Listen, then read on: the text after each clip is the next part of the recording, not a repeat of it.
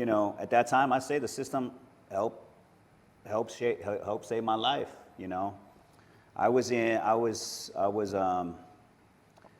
again, I was in ag sec again, and I was with this OG, OG in there, and he was like a father figure to me, and I got affiliated with us some people in prison, and he asked me, he said, "Do you really want to spend the rest of your life in here?"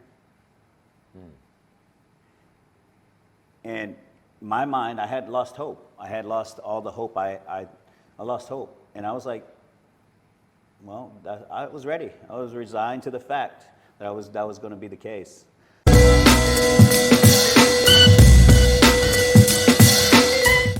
Hello, welcome to an episode of the Our Diverse Perspectives Conversation Series. Today we're joined by Rush, CEO and founder of the Prime Pitch Network. Today's conversation is going to be focused on one that's near and dear to both Rush and I. We're focusing on a conversation around solo sons. And so when we say solo sons, specifically, we're talking about highlighting the resilience and strength that it takes to navigate being a product of a single parent home. And so without hesitation, I want to pass over to Rush so Rush can give a little bit of an introduction and a background for himself. My name is Rush, and I am the CEO of Prime Pitch Podcast Network. Prime Pitch Podcast Network. We curate and design different types of podcasts, from special interests podcasts, niche-specific podcasts, and pop culture and those kind of things. And I will say before we start, it's a pleasure, Jeff, to be interviewed by you and to have this interview with you.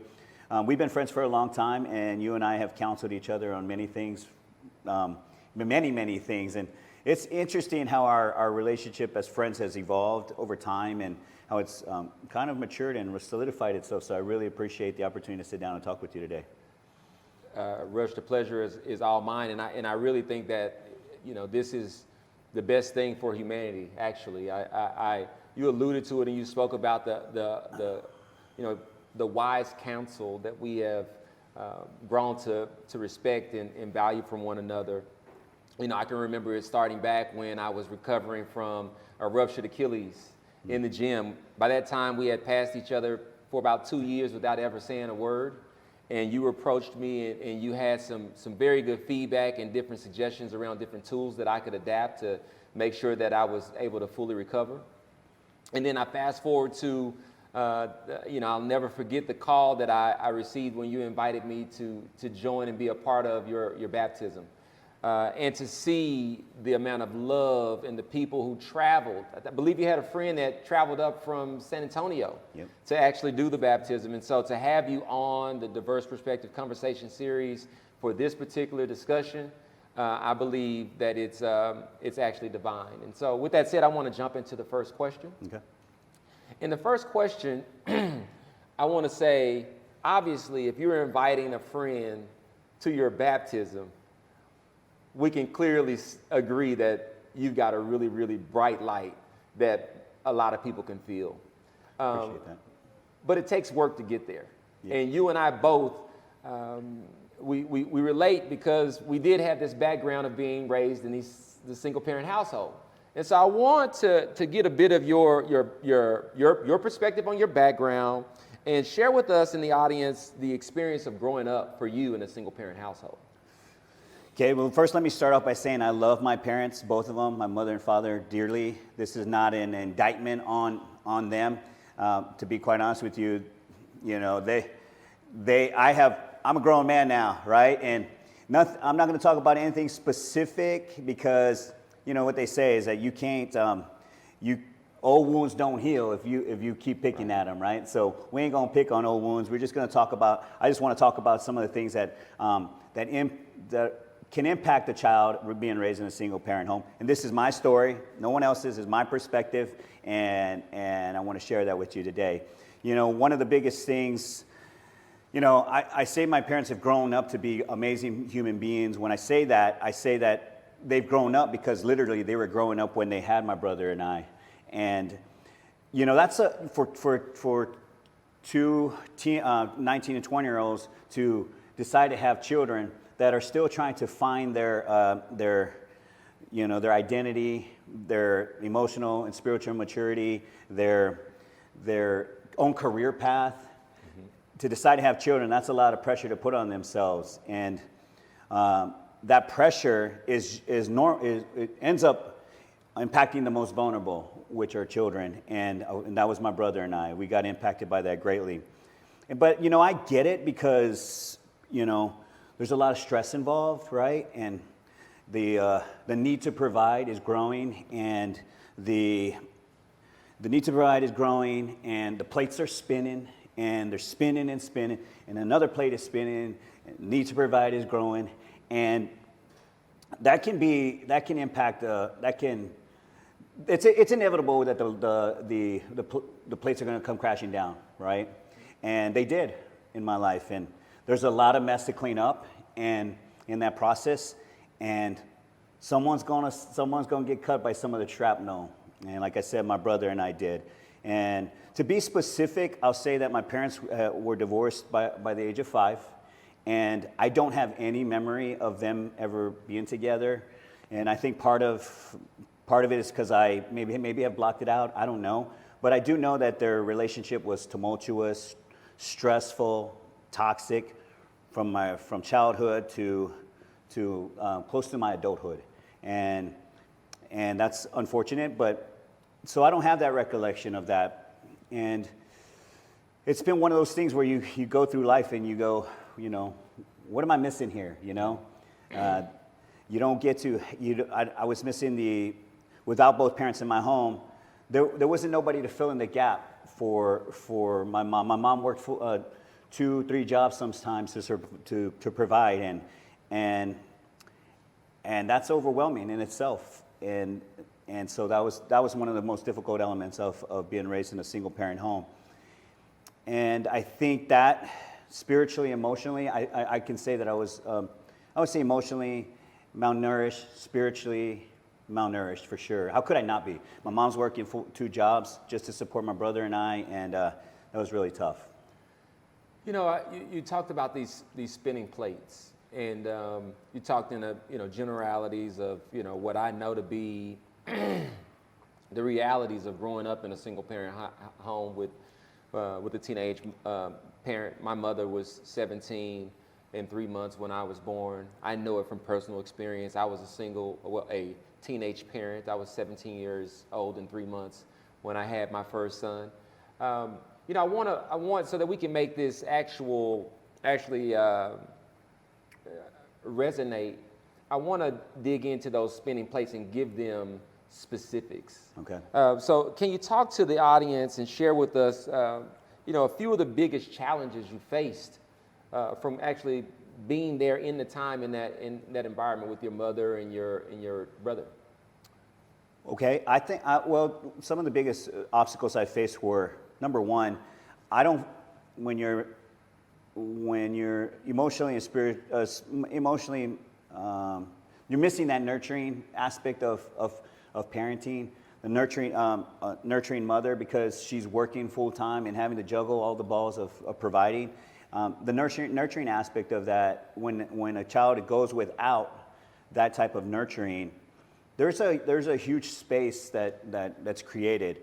There's no emotional guidance system that helps you navigate between it leaves you wandering and wondering who you are and how you and why you're who you are and why you're here, and that's unfortunate. And that's one of the things I think as many kids that are raised in single parent homes, a lot of times their academics suffer. I barely graduated from high school. At the same time, I'm also the only one that has a college degree in my family, and I'm the only one with master's degree. So that's just something. It speaks to resilience and strength to overcome those fill that to fill that gap on your own. Later on in life. But most of it was the lack of mentorship, the lack of guidance, the lack of support, and I relied on outside entities like my friends to to recognize, how much of a need I was for attention and those kind of things. I think about where we are now, what we know, what we've overcome, and we know that the human brain is dynamic, it's powerful. It does things to survive, like disassociation and coping mechanisms, and sometimes these things are not healthy. If you're in your best place, then you have a solid strategy to be able to handle these things. I'm interested to dig in a bit and find out, of course, that hindsight's 2020. Without the right coping mechanisms and the right strategies in place, how did that manifest itself in your maturation or your growth process? Well, one of the most invaluable things is understanding, like, first of all, where I learned to understand how the importance of family and relationships, right? Like, how I learned to understand that was by the consequences of being raised in a single parent home. So being raised in a single parent home, in essence, helped shape who I was becoming for a time being. And I say most of my lessons were learned later in life when people interceded in my self-destructive patterns. Having coping mechanisms that are, like you said, you turned them coping mechanisms. Well, one of mine was, first it was rage and anger, because you resented the life you were living, for sure. The stress of being raised in that kind of environment, it puts a lot of pressure on you, and you're without a lot. But the hardest part of that is the emotional navigation, emotional guidance system, right? How to navigate. How to navigate through things. Let's say you don't have core values. No established core values. No family values in the home. So core values, about the type of character you want to be. What character do you have? How are you defining your character? Family values. Well, there was no family values because there was a part of that family dynamic was missing. Yeah. So that wasn't there. I would say again, core values, family values, and the most important one is how to handle conflict, right? And it's been my experience, and most of these most people don't know this, but all my trouble started happening when I was a teenager. They started from childhood to teenage. You could see that the wounds of this experience were manifesting themselves. I had a lot of internal battles that I couldn't handle. I just didn't know how to handle. Then, as I became an adult, I got deployed, and I couldn't handle the external battle, along with the internal battles I was having.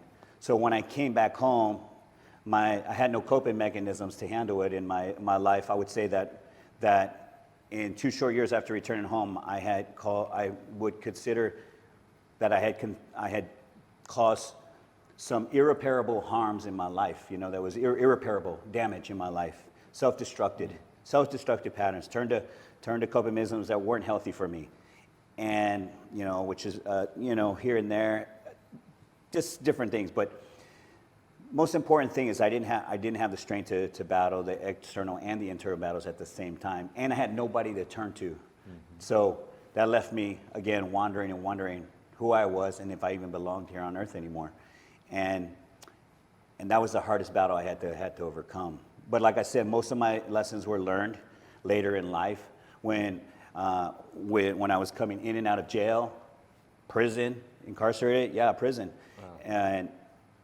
And being incarcerated was where I really learned, like I said, the consequences of being in a single parent home and the value of family. Because in prisons, in the paint, they say, right, you recognize, you have conversations, you recognize what's the common thread that you and your brothers, your homeboys, what do y'all share? Like, well, we all grew up in single parent homes, right? Without that navigation to help us, to guide us through these. They were also, they like me were malnourished from time, attention, and guidance. And that was the hardest, that was when I realized how important a family was, because I was looking around. And I'll share a personal story with you that I haven't shared with nobody, well, for some people, but I'm sharing with you today. I remember I was in ag seg, they call it, for let's just say, bringing down someone's house. And I was between two walls, just me in the cell, and on one side of the wall was this guy doing 35 years. Oh no, he was 35 doing 99 years. Oh, wow. On the other side of the wall was a guy doing 60 years. The guy on the right side had been incarcerated since he was 18 years old. He shot a clerk, killed him. 18, man. At that time, I was struggling. I was going through my turned up coping mechanisms, substance abuse, right? Substance use problems. We call it substance use disorder now. And that's what that's what got me to my downfall. But this gentleman, 18 years old, he was 35 now. And he was sharing me a story, and I just felt horrible. And that's when I realized, that's when I realized that, hey man, there's something deeper. That's when you know. And it's like, this is a common thread. We're a single parent home. And I think DOJ did a study that out of 7,000 inmates that they had, almost 50% of them came from, that were living with a single parent mother. Wow. Which was my case, right? And they did 7,000, and then for females, it was 13,000 they did a study on, and 49% of those were from single parent mothers, and then 16%, the other 16% didn't grow up with either parents in home. So it was that's a lot. That's a lot to take in, and it's a lot to understand. But so that's what I learned through this process, and it was I say the ugly truth, but it just depends how you look at it now. You go, man, that ugly turn, like some people will say, like, well, man, Rush is flourishing today. He ain't this, what I thought was irreparable is, well, some people would say you're flourishing today, So it's like, how true was I being, how honest, how much did it feel that time, at that time? First of all, thank you for sharing that, yeah. and trusting me enough to be that space and kind of what we're doing here. Yeah. That doesn't go unnoticed. And congratulations, by the way. I'm sure that wasn't easy. You should be proud of yourself for that. I appreciate it. I think about, you mentioned a bunch there, and I can't wait to watch this to kind of figure out what there is for me to learn from it. You talked about self-destruction. Mm-hmm.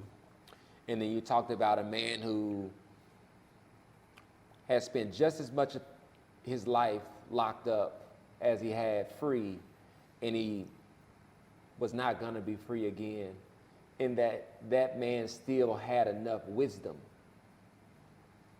to share with you to change your trajectory. And so to me, that speaks to how anyone can be used in order to do something great. Lastly, you finished and you were talking about what other people saw and what they may say.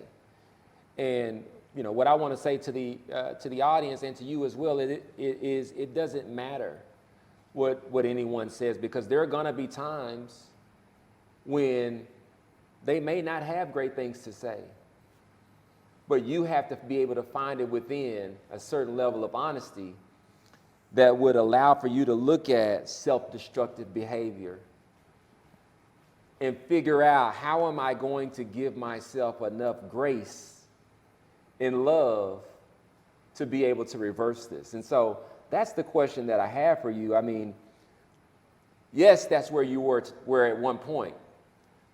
The Rush that I know today, of course, I would say he has a light to shine and he shines it really brightly, but more importantly, he knows that. Tell us about the process that it took. One thing that you would highlight around this was a major thing in me being able to forgive myself and move towards a reimagining and accomplishing my dreams. First, let me say I think the biggest part is to recognize that had little to do with my parents' inefficiency, the inefficiencies of my parents anymore. It had more to do with how I'm going to fix this thing. The most important thing is to get to work, get to work, or, at that time, I say the system helped save my life, I was in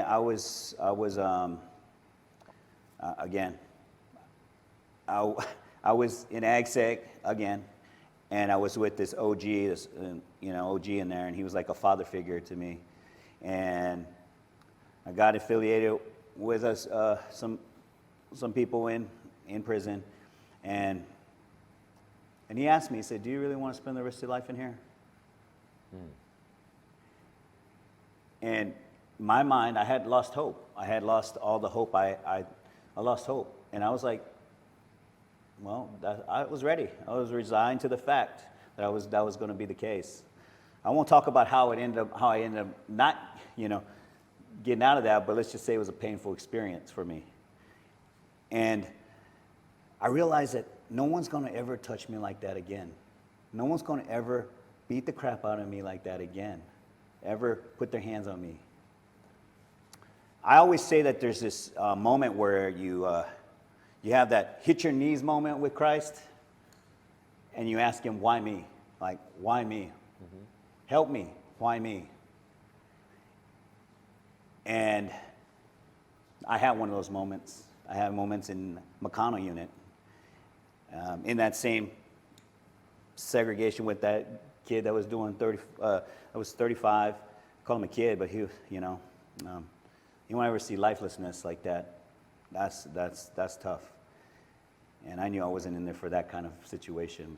But at that why me moment, and that why me moment, I remember seeing this little light, this window. It wasn't made out of glass, it was made of plastic, and it was broken. You could see this light come in. And I heard this voice say, get all those letters out that your friends have written you, get all those letters out that your friends, all my friends wrote me Christian friends, but they were pranksters.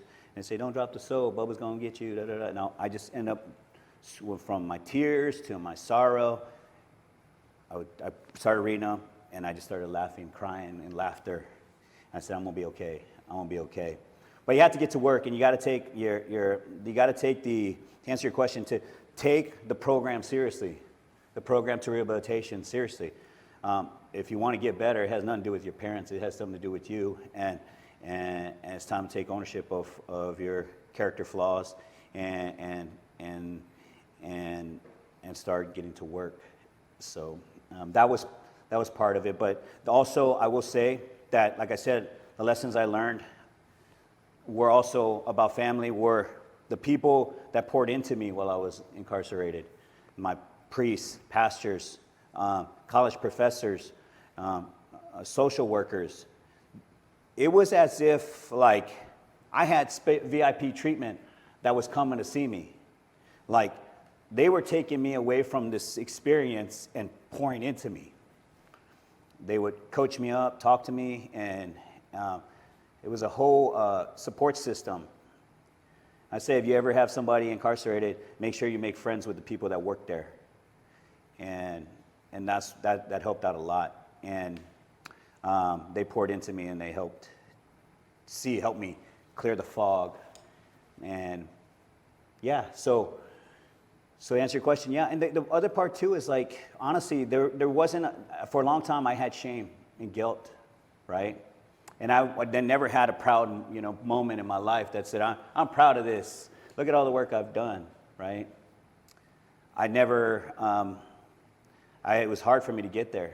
It was hard for me to understand that. I always had this shame and guilt. Why did I have to go?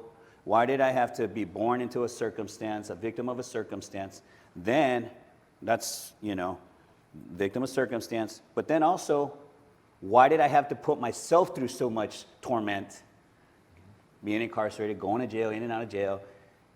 And then, you know, those two questions came to my mind. And so I remember when I first got my college degree, I had a breakdown. Like, I was crying, sad. Wow. Like, literally sad. My brothers and my dad were together, and they were like, "What's going on?" I said, why did it take me so long to get here? You know? And so, but you did all the work to get to that one place in your life, and you couldn't recognize it, you know? But I couldn't tell what God was trying to show me at that time, you know? Yeah. I couldn't see it. Yeah. That's really beautiful. I mean, what I kept hearing you say in all of the different players that you were mentioning, your dad, your brothers, the employees there at the facility, you talked about the program, you know, really, before any of those things mattered, you had this moment where you saw this light and it spoke to you and it told you, go tap into love. Yeah.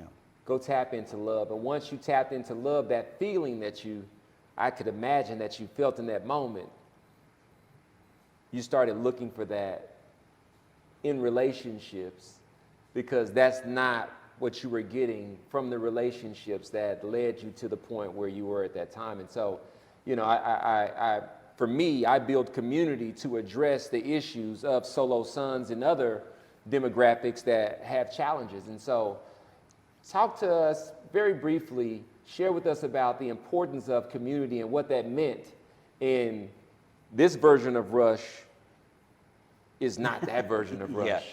Yeah, not that version. I think my family's seen this huge transformation of that brokenness. And like I said, I think the biggest part of me was, you know, the mentors that poured into me, the family relationships, because my family poured into me too. They came to visit me. They saw me in my weakest moment, and they were there to be there anyways, even if I was pissed off at them. You know, they were still there, you know, for part of that blaming game that we play on ourselves, you know, and play on other people. And yeah, so it's so important to have a support system in place, you know, mentors that now, see, the amazing thing about mentorship now is that I always say, like, I'm learning what I need to learn later in life, and then I'm living my life kind of backwards. Just sitting here in this podcast with you is a kind of a mentorship in itself, right? You're listening to me talk, you're asking me questions, and you're taking that information in, and I'm listening to you. And so I've learned how to maximize that experience through having my own podcast too, and collecting information. You know, it's beautiful because you left one step off. You said, sitting here sharing, we're talking to each other and we're learning from one another, and you being a burgeoning media mogul, myself having those same types of aspirations, a large part of why we do this is so that we can take it a step further and we can offer it out to others so that they can actually use this when we are not here doing this. And so 10 years from now, someone can get a hold of this and they can learn a tidbit from Rush about what it's like to be a solo son, what it's like to make a mistake, and know that you're not the only one to have made that mistake. Yeah. And so that's beautiful. It plays right into really what I think our responsibility is when it comes to sharing the light of God, is to be able to do something like this and make sure that we project it out and give him all the credit. I would pause here and ask for you to give a bit of advice to that young solo son or someone that's been in that position of having a single parent. What advice would you share with them? Well, I would start off by saying I would address the single parent first. You know, first of all, I think a father's responsibility is to love, to teach his son how to love his mother, honor, respect their mother. Mm-hmm. And even though, and that's mother, and it goes back both ways. Mothers have their same responsibility to teach their, even if they have personal animosities, they should be setting that aside and coaching that up. Also, I do believe that that if a single parent thinks that their kid, if they assume that their kid knows what core values are, family values are, or those kind of things, if a parent makes that assumption that the kid does, they don't. Yeah. They don't.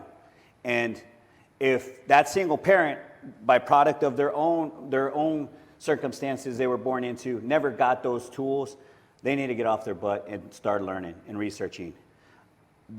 I believe that parents need to be their own children's mentor, their guidance system. Not a coach, not a counselor, not a teacher. You as a parent need to be that coach, that head coach. And if you don't have the equipment, you need to get that equipment. Because if you let the world, if a parent decides to let the world, the coach, the teacher, the counselor, well, we see what's happening now, convincing kids of whatever, that world's going to teach them a hard lesson. And it's going to chew them up and spit them out and teach them a lesson you wish you would have interceded in. So that would be the best advice I would give. And again, it goes back to, and the other part is that if a parent has moved on, they bear that burden until that child's an adult, to coach that kid up, train them up to love, respect, and admire the other parent. And that would be the essential stuff. So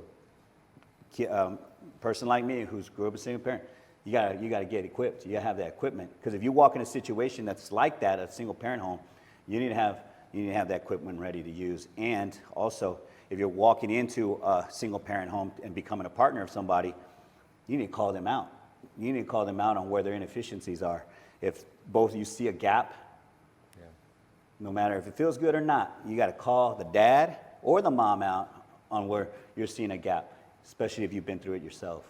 Yeah, I think that a lot of times, and this is just not in the single parent household, this is just in humanity as a whole, we fail to love the next person enough to stand with them in a moment of discomfort. And what you talked about was, when it comes to the maturation and development of another human being, whether it's a child or a grown-up that has an area that you see, we should figure out how to have the courage to love them enough to have that conversation with them. Yep. And so with that, I want to thank you for joining the Our Diverse Perspectives conversation series. I would like for you to let everyone know how they can find you and keep up with you. Awesome. Guys, Prime Pitch Podcast Network, it's on the rise. I enjoy sitting down. If you want to learn a little bit about what I'm working on with myself, just my podcasts explain them all. The Rush, Outrospective, a Mastering Art of Living podcast, Unfinished Business, a podcast for veterans pursuing new life missions, and Next Level Thinkers, Charting New Horizons of Brilliance podcast. Those are all what I'm working on. And if you're interested in becoming interviewed by, or being part of a guest in the podcast, and you feel like you can contribute something to the cause that would help other people out, reach out to me. I'm not hard to find. My number is 214-923-0923. Mike Jones. So what I want to say is this. Obviously, you can see that any man that would deliver his phone number in the middle of a podcast is about that life. That's why this is my guy. We are both about being doers. And so for me, I am the CEO and founder of Once Integration and Our Diverse Perspectives. This Our Diverse Perspective Conversation Series is an exhibition of actually doing and contributing and walking towards manifesting our dreams, but also providing a platform for others that are contributing positively their light to humanity. We want to thank you for joining, and any type of feedback, as Rush said, if you feel like you have something to contribute to anything that you see us associated with, we do agree and feel that our calling is to create a platform that welcomes any other person that's looking to serve humanity. Thank you, and have a great day.